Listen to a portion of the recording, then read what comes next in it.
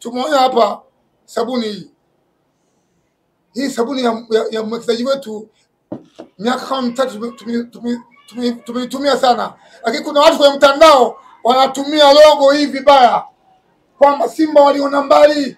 Simba ni kilabu ambayo inamiliki watu wote, wapagani, Wakristo, Waislamu, lakini haijihusishi na mambo ya mpira ya siasa. Simba ina wanachama, wana vyama vyao. Lakini kama kwa maana njema tuandamane, mwenye chama chetu tukapige kula, lakini kuandamana kupinga uchaguzi, Simba iko huko. Maandamano ya Simba kama ni njema ni kuandamana kwenda kupiga kula, sio kuandamana kwenda kutokupiga kula. Logo hii nimeona kwenye mtandao, kuna mtu ambaye anania mbali na Simba ama kumchafua mfadhili wetu kwamba Simba waliona mbali. Hii Mo 29 ni unafiki mkubwa sana huu. Lakini hao wenzetu kumbukumbu maingi wanajitofahamu, na kuna masikitiko makubwa, kuna baadhi ya vyombo vya habari vichache sana huwa vinasahau kuwakumbusha kwamba Simba imeanzisha mambo mengi sana kwenye mambo ya mpira, na Yanga wameiga.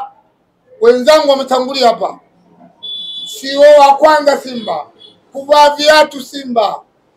Yanga tumewapa msaada Kampala, enzi hizo Azim Dewji kama mfadhili wa Simba, dola 3000. Simba ndio klabu ya kwanza kuwazima wachezaji watatu. Yanga wangetuazima wao Yanga tungechimbika hapa. Naitwa Paulo Makoe, mtoto kwa Simba. Awali ya yote namshukuru Mwenyezi Mungu kwa kutupa uzima. Tumewaiteni waandishi wa habari katika mambo mawili matatu manne.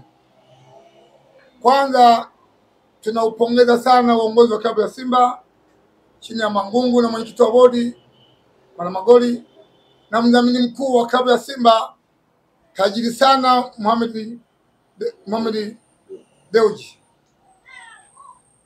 Rai yangu kwa wana Simba, mimi na kauli mbiu kwamba tuna ugeni.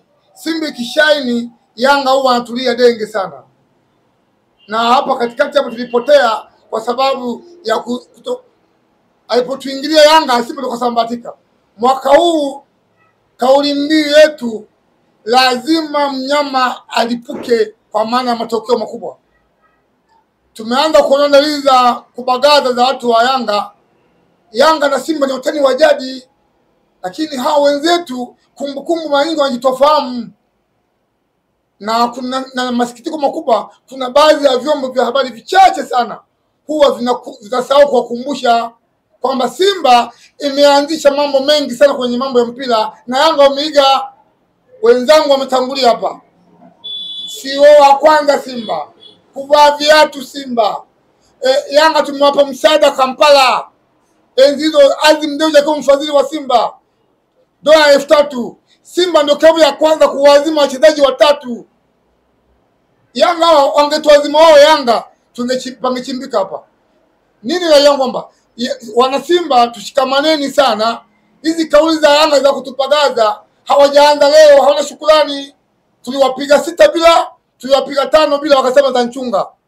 Wao tupiga 5-1, sweet 2, lakini mabango nchi nzima. Simba sio washamba hivyo.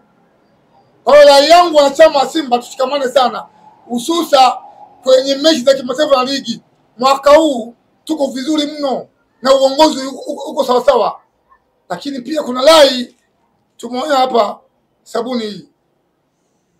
Hii sabuni ya mwekezaji wetu miaka mitatu tumeitumia sana. Lakini kuna watu kwenye mtandao wanatumia logo hii vibaya. Kwamba Simba waliona mbali. Simba ni kilabu ambayo inamiliki watu wote, wapagani, Wakristo, Waislamu, lakini haijihusishi na mambo ya mpira ya siasa. Simba ina wanachama, wana vyama vyao. Lakini kama kwa maana njema tuandamane, mwenye chama chetu tukapige kula, lakini kuandamana kupinga uchaguzi, Simba iko huko. Maandamano ya Simba kama ni njema ni kuandamana kwenda kupiga kula, sio kuandamana kwenda kutokupiga kula. Logo hii nimeona kwenye mtandao, kuna mtu ambaye anania mbali na Simba ama kumchafua mfadhili wetu kwamba Simba waliona mbali. Hii Mo 29 ni unafiki mkubwa sana huu. Kwa maana hiyo kwamba mimi sina mengi sana, lakini rai yangu kwamba logo hii isitumike kutuchanganya Simba na serikali. Klabu ya Simba ni taasisi yenye wanachama mbalimbali, wana vyama vyao, wana dini zao. Tusiingizwe mkenge kwa logo hii ambayo inatambaa kwenye mtandao. Asanteni sana.